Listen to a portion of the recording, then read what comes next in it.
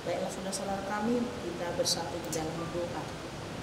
Tuhan Allah Bapa kami yang bertata di kerajaan surga, puji syukur kami panjatkan kehadirat Bapa karena kasih-Mu yang selalu menyertai kami hari demi hari.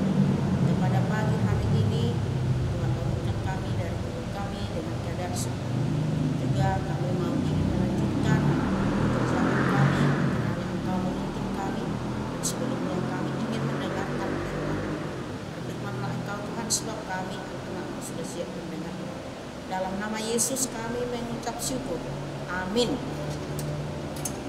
Baiklah Bapak Ibu saudara kami dimanapun berada, renungan kita pada Sabtu tanggal 26 Februari tertulis atau diambil dari Roma 12 ayat 2. Dikatakan seperti ini. Janganlah kamu menjadi serupa dengan dunia ini, tetapi berubahlah oleh pembaharuan budimu, sehingga kamu dapat membedakan manakah kehendak Allah, apa yang baik, yang berkenan kepada Allah, dan yang sempurna. Sekian pembacaan nats kita. Bapak Ibu saudara-saudara yang kami kasihi di dalam nama Tuhan Yesus Kristus, nats kita hari ini adalah nats yang sangat sentral dalam etika orang Kristen. Banyak pengkhotbah memaparkan nats ini dengan perubahan, sebagaimana perubahan kepompong menjadi kupu-kupu. Perubahan yang disebut dengan proses metamorfose bukan hanya perubahan bentuk atau fisik, tetapi juga perubahan menyangkut karakter, sifat, dan ruang lingkup kehidupan. Dan satu hal yang pasti, tidak kembali lagi kepada sifat dan bentuk seperti semula. Baiklah jika perubahan seperti itu. Namun, hal yang terpenting adalah perubahan dari wujud ke duniawian. Dalam nats ini dikatakan, janganlah kamu menjadi serupa dengan dunia ini, tetapi berubahlah oleh pembaharuan budimu, sehingga kamu dapat membedakan manakah kehendak Allah, apa yang baik, yang berkenan kepada Allah, dan yang sempurna.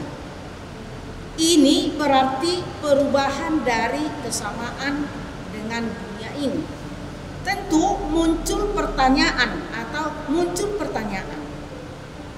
Ada apakah atau ada apa dengan dunia ini? Ada apa dengan dunia ini?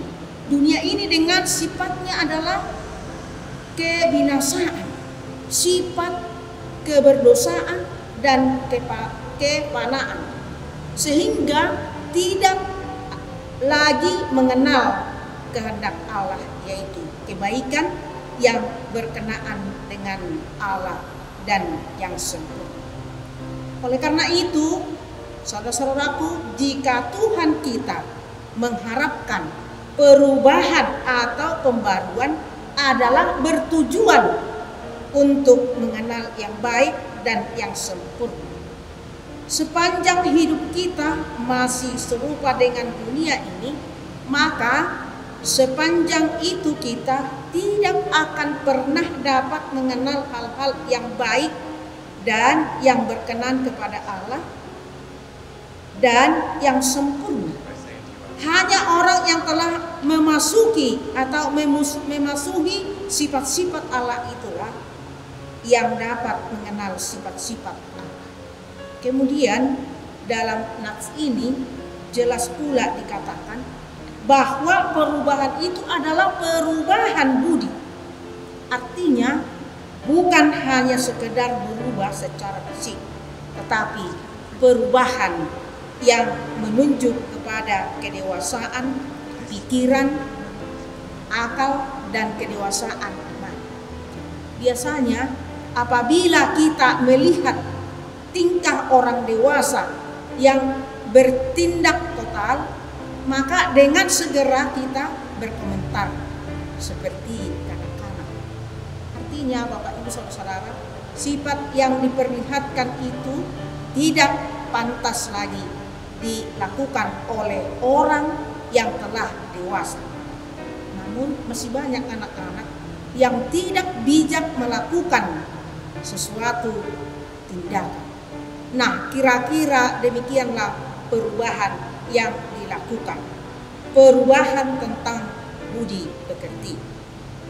Dalam surat pertama kepada jemaat Korintus atau dalam 1 Korintus 13 ayat 11, Paulus berkata, "Ketika aku kanak-kanak, aku berkata-kata seperti kanak-kanak.